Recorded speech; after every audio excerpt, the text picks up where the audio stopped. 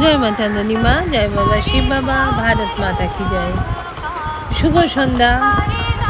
বিজয়িনী চ্যানেলে আমি সবাইকে স্বাগত জানাচ্ছি। আমি বর্ণালী। চাঁদনী মায়ের অলৌকিক ঘটনার এই পর্বে চাঁদনী মায়ের এই অলৌকিক ঘটনা শেয়ার করার মধ্যে আমার মুখ্য উদ্দেশ্য হচ্ছে মায়ের কল্যাণে যদি কারুর এতটুকু কল্যাণ হয় তাহলে মা খুব খুশি হবেন। আর মাকে খুশি করাই হচ্ছে আমার জীবনের একমাত্র লক্ষ্য। আজকে যে ঘটনাটা সেটা আমি আমার নিজের জীবনের ঘটে যাওয়া ঘটনায়।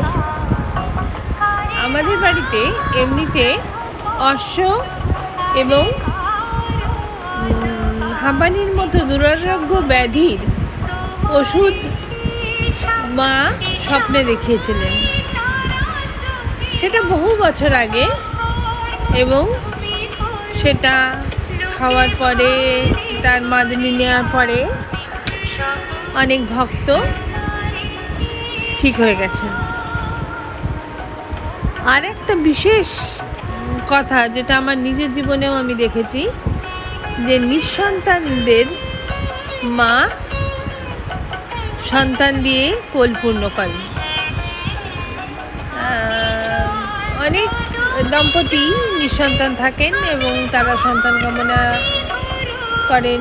সেই অর্থে বিভিন্ন চিকিৎসা কেন্দ্রে গিয়েও অনেক সময় ফল হয়, অনেক সময় ফল হয় না। আমার দুজন পরিচিত মানুষ এরকম হয়েছে, যাদেরকে আমি বলেছি যে যখন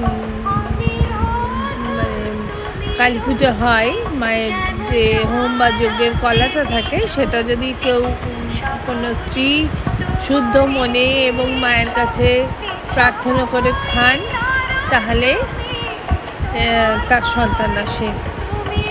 এবার একজন ভদ্রমহিলা, ওনাকে আমি খুব জোর দিয়ে বলেছিলাম কথাটা, এবং তখন যখন তাকে আমি দিই, তখন আমি মাকে বলেছিলাম, মা আমি তো ওকে কথা দিয়েছি, আমার কথাটা রেখো।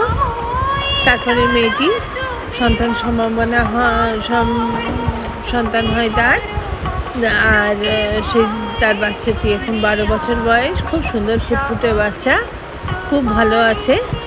তো এই মায়ের যে এইসব অলৌকিক ঘটনাগুলো, যেগুলো প্রচুর প্রাচীন হয়ে আসছে। তবে একটা কথা, যিনি খাবেন বা যিনি গ্রহণ করবেন বা যিনি মাদুলিটা নেবেন, তার মনে বিশ্বাস থাকতে হবে, তবেই সেটা সম্পূর্ণ হবে। তো এই ছিল আজ চাঁদনী মায়ের অলৌকিক ঘটনার কথা। সবাই খুব ভালো থাকবেন। চেনা পরিচিত কেউ থাকলে